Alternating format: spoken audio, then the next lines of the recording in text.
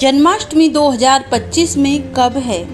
साल 2025 में जन्माष्टमी का पर्व 16 अगस्त शनिवार को मनाया जाएगा। इस दिन भगवान श्री कृष्ण का जन्मोत्सव पूरे देश में धूमधाम से मनाया जाएगा। जन्माष्टमी का महत्व और कहानी। जन्माष्टमी हिंदू धर्म का एक बहुत ही महत्वपूर्ण त्यौहार है जो भगवान विष्णु के 8वें अवतार श्री कृष्ण के जन्मोत्सव के रूप में मनाया जाता है। यह पर्व हर साल भाद्रपद मास के कृष्ण पक्ष की अष्टमी तिथि को मनाया जाता है। इस त्योहार का महत्व सिर्फ एक जन्म से नहीं जुड़ा है, बल्कि यह बुराई पर अच्छाई की जीत है, धर्म की स्थापना और प्रेम के संदेश का प्रतीक है। कहानी। यह कहानी शुरू होती है मथुरा नगरी से, जहाँ क्रूर राजा कंस राज करता था। कंस अपनी बहन देवकी से बहुत प्रेम करता था। देवकी का विवाह वासुदेव से हुआ था।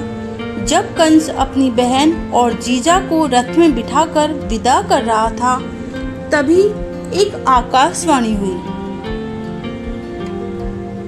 आकाशवाणी में कहा गया कि हे कंस, जिस बहन को तू अपने इतने प्रेम से विदा कर रहा है, उसी का 8वां पुत्र तेरी मृत्यु का कारण बनेगा। यह सुनकर कंस भयभीत हो गया और उसने तुरंत देवकी को मारने का फैसला किया। तब वासुदेव ने हाथ जोड़कर कंस से विनती की और कहा कि वे अपनी सभी संतानों को कंस को सौंप देंगे ताकि वह देवकी को ना मारे। कंस इस बात पर मान गया और उसने देवकी और वासुदेव को जेल में बंद कर दिया। कंस ने एक एक करके देवकी और वासुदेव के 7 बच्चों को मार डाला। तब देवकी अपने 8वें बच्चे को जन्म देने वाली थी। तब सभी देवता, ऋषि, मुनि भगवान विष्णु से प्रार्थना करने लगे कि वह धरती पर अवतार लेकर कंस के अत्याचारों से मुक्ति दिलाए। आधी रात का समय था, जब घनघोर अंधेरा और बारिश हो रही थी। जेल के अंदर देवकी ने एक सुंदर से बालक को जन्म दिया। यह कोई साधारण बालक नहीं, बल्कि स्वयं भगवान विष्णु का अवतार थे। जैसे ही बालक का जन्म हुआ, जेल के ताले अपने आप खुल गए, पहरेदार गहरी नींद में सो गए और वासुदेव की बेड़ियां टूट गई।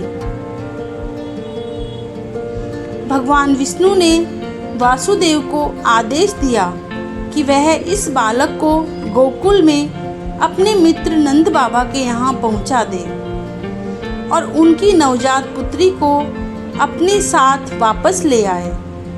वासुदेव ने एक टोकरी में बालक को रखा और भारी बारिश में यमुना नदी पार करके गोकुल पहुँचे। कहते हैं कि भगवान की माया से यमुना नदी का पानी भी वासुदेव को रास्ता देने के लिए कम हो गया और शेषनाग ने अपने फन से वासुदेव और बालक की रक्षा की। गोकुल पहुंचकर वासुदेव ने नंद बाबा के घर में नवजात शिशु कृष्ण को यशोदा की नवजात पुत्री से बदल दिया और वापस मथुरा की जेल में आ गए। जैसे ही वह जेल में पहुंचे, ताले फिर से लग गए और पहरेदार जाग गए। सुबह जब कंस को 8वें बच्चे के जन्म की खबर मिली, तो वह तुरंत जेल में पहुंचा और उस नवजात बच्ची को मारने के लिए उठा लिया। जैसे ही उसने बच्ची को पत्थर पर पटकना चाहा, वह बच्ची हाथ से छूटकर आकाश में चली गई और देवी योग माया के रूप में प्रकट होकर कंस से बोली, हे मूर्ख, मुझे मारकर तुझे कुछ नहीं मिलेगा। तुझे मारने वाला तो कहीं और जन्म ले चुका है। इस प्रकार भगवान श्री कृष्ण ने जन्म लिया और गोकुल में नंद और यशोदा के लाडले बनकर बड़े हुए।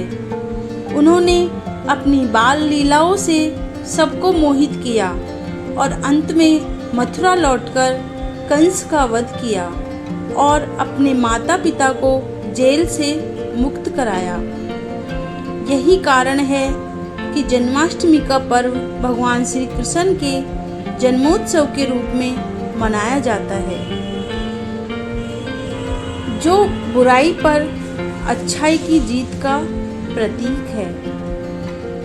इस दिन भक्त व्रत रखते हैं, मध्य रात्रि में भगवान का जन्मोत्सव मनाते हैं और उनके बाल रूप को पालने में झुलाते हैं और तरह तरह के भोग लगाते हैं। ओम नमः शिवाय। हर हर महादेव। राधे राधे। जय श्री कृष्णा।